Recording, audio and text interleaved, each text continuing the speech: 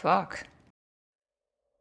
When I was a kid, I had a singular experience that defined my movie taste for over a decade. Late one Sunday, in the basement of my grandma's house, my older brothers decided to watch the Nicole Kidman film, The Others. I was too young to watch it, but too dumb to know that I was too young, so I sat in and had one of the worst nights of my life. The movie was horrifying. Keep in mind, up to this point, the scariest thing I'd ever seen was the sharp tooth from Land Before Time. I hadn't even seen Raiders of the Lost Ark or The Two Towers yet. One scene still haunts me. Are you mad? I am your daughter.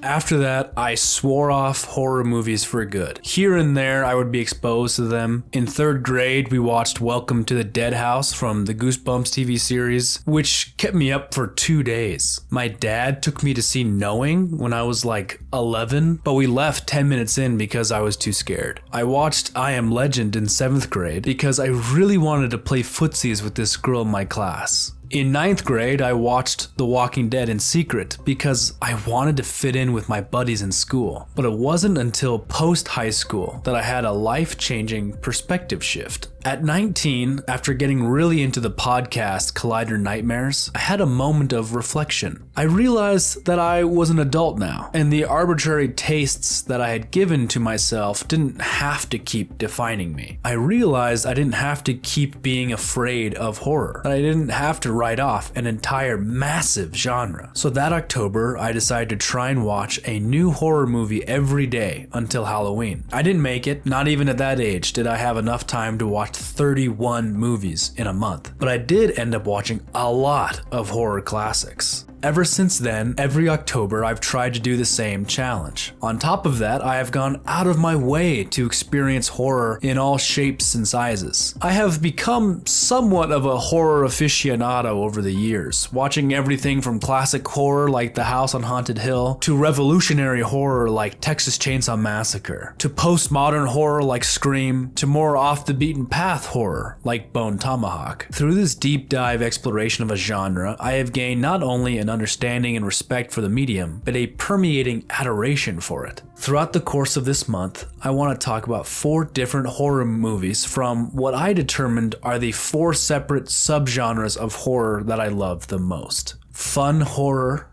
survival horror, haunting horror, and existential horror. Today I want to talk about part 1, fun horror. Now, I don't mean horror comedies. There is a fine line between fun horror and funny horror. Movies like Shaun of the Dead, Zombieland, or Happy Death Day are awesome. I love good horror comedies. But fun horror is a step beyond that, where it is still horror first and foremost. The primary motivator behind the film's creation is still to scare, to disturb, and to shock you. But instead of the process being dour, chilling, or ponderous, it is exciting, fast-paced, and even goofy. In my opinion, the all-time greatest franchise in this subgenre is Friday the 13th. Yes, Scream is a great series, and the original film is more rewatchable, funnier, and better written than any of the Fridays. But I get a gleeful, morbid enjoyment from this 80s schlock fest that I can't get anywhere else. I love the Friday the 13th movies. They're these low-budget, over-the-top, ridiculously written, horribly acted, sloppily directed cash grabs that just warm my heart. I can't explain to you why these movies work for me when others like The Slumber Party Massacre and Sleepaway Camp don't, but they just do. The heavily trodden path of slutty teens, a masked killer, inventive violence, and shallow writing might be too worn down for other people, but it works for me. The 70s and 80s slashers are just wonderful. The apex of Jason's franchise is, in my opinion, Friday the 13th Part 4, the final chapter. Can I first point out the hilarity in the fact that this film is the 4th of 12 installments, but dares to call itself the final chapter. Even before starting the movie, the film has won me over. I don't want to scare anyone, but I'm going to give it to you straight about Jason. There's something about these first few additions to the Friday franchise. They really do feel like fireside stories. The graininess of the film, the simple filmmaking, and the humble sets all give this feeling of being local and real. None of the actors are extraordinarily good looking. They're not the glossy, sweaty, golden teens of any Michael Bay movie. They're not dressed like models or written in any kind of remarkable way. These are all side effects of shotgun filmmaking and budget restraints, but the result works, in my opinion. The films are cozy, honestly. They feel like a warm autumn evening. The timeline of this franchise is so convoluted. Like all of the classic slashers, there are more retcons, rewrites, resurrections, and remakes than I care to get into. That's why the first few Fridays work so well. Number 1 happens on the anniversary of Jason's birthday, with his mom mass murdering a group of camp counselors. The second one picks up in the first scene nearly immediately after the first. Then the third happens right after that. So the second one predominantly happens on Friday the 13th in 1984, and the third is mostly on Sunday the 15th, making the events of this movie happen on Tuesday and Wednesday the 17th and 18th, meaning this movie should really be called Tuesday the 17th, the final chapter, the 4th of 12 movies. Confusion grows even more in this movie as we share the spotlight between several supposed main characters. In any other slasher movie, Sarah would be the lead. She's the soft-spoken virgin with a heart of gold. Jimmy might be the lead. He's got an arc set up about going from a coward to a hero, but it never seems to take off. The lead could be Rob. He has a lot of motivation and comes in as a hero type. It definitely should be Trish or Tommy. They are both the final survivors and have the most emotionally relevant moments. But just like all slasher films, the cast exists as the bare minimum examples of people, more like cattle ready to be killed. The real lead was and always will be the slasher himself, in this case, Jason Voorhees. Although he is barely even seen for the first hour of the film, Jason's presence penetrates every moment. We feel his hulking shadow at every second, reminding us of his terrible bloodlust with every loud and his relentless soundtrack. Jason is an icon, there's no denying it. He stands apart and above so many horror villains, etched into the Mount Rush horror next to Freddy, Michael, and Leatherface. I love Jason. Although Michael Myers is my favorite slasher and Halloween and Texas Chainsaw are far superior films, there is an endearing side to Jason that others lack. Where Freddy is a child murderer, Leatherface is a backwoods cannibal, Chucky is a voodoo-loving killer, Candyman is a sultry apparition, Ghostface is a sloppy idiot, Jigsaw is a sadistic torturer, and Michael Myers is evil incarnate. Jason is just a kid. He's a crazed, carnivorous killer, but he's also just a kid without a mom. He's like a giant tantrum come to life. I don't know, his body language, his stature, everything about him is kind of weirdly sweet. It's ridiculous. To add to the ridiculousness, this movie exists in a parallel world where even with a dead body in the room, everyone can't help but be like super horny. Hi, girl. Thanks for waiting. Like every 5 seconds. God, I'm horny. I swear this movie is 1 inch away from being actual pornography. Paul thinks I'm great in bed. So that's where I keep him. Even little Tommy Jarvis is a perv. Also, side note, do women really strip naked in front of windows at night? Movies have really led me to believe that this is a very common thing. It happens in like every 80s movie. So maybe that's just what people did before the internet. Subtlety is not the move for this movie.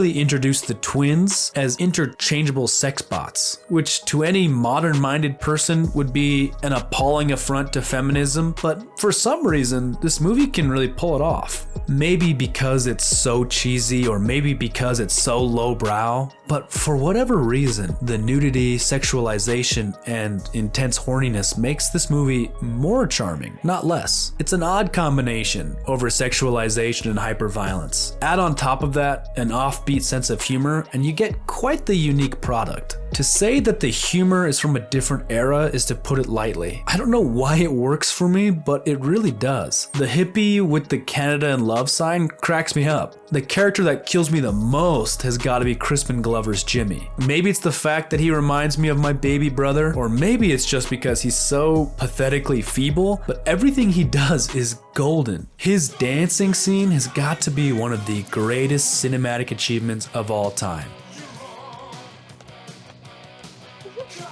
But the joke is always on this movie. It's like your cringy aunt's Facebook page who thinks we're laughing with her. Whenever this film tries to be funny, the joke is that it has no idea how to be. It's not trying to be ironic either, like some of the later films. The film literally has no idea what is funny or why. But the reason we sit through the weird jokes, the skinny dipping, and the build-up is because we know that every couple minutes, happening at an increasing rate, a behemoth of relentless malevolence is going to march his massacre across this summary world. Horror movie violence post-Saw has always been more interested in the disgusting side and not enough on the inventive side, if you ask me. Jason Voorhees and Jason Bourne have a lot in common, as this masked monster uses any and all tools to kill his victims. Saws, spears, a harpoon gun, an axe, his bare hands, whatever it is, Jason will maximize its potential for mayhem. The most famous kill from this movie might be the death of Jimmy. Corkscrew and cleaver combo, 50 points to Jason. This film also boasts one of the most impressive stunts in the franchise, with the girl flying out the window. The hit she takes against the car has a visceral nature that is rare to come by, especially in modern movies. And as we escalate our death rate into the finale, we get a murderer's row of great moments. Trish slashing up Jason's hand instead of running away. Jason bursting through the door like it's nothing, using the chunky TV to knock him out. Anytime you see Jason run, Trish's stunt from the balcony.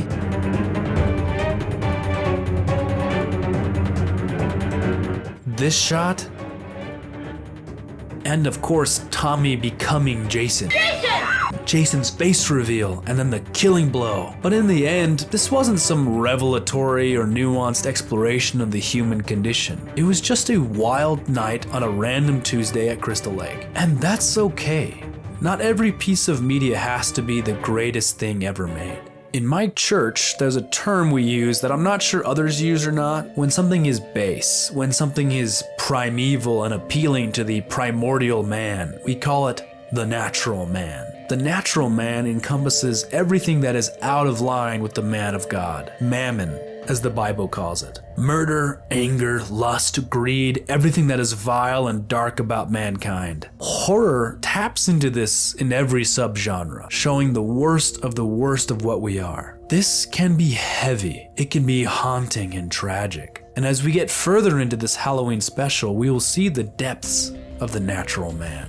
But sometimes it can be fun. In the safe space of stories and the faraway fantasy of fiction, and in the sick minds of those who enjoy the grotesque, it can be enjoyable to delve into a dimension of death and depravity. We all have that shadow side to ourselves. We all have instincts for violence and pulls towards promiscuity, and it can be a bit of a cathartic roller coaster to experience it all in fun horror.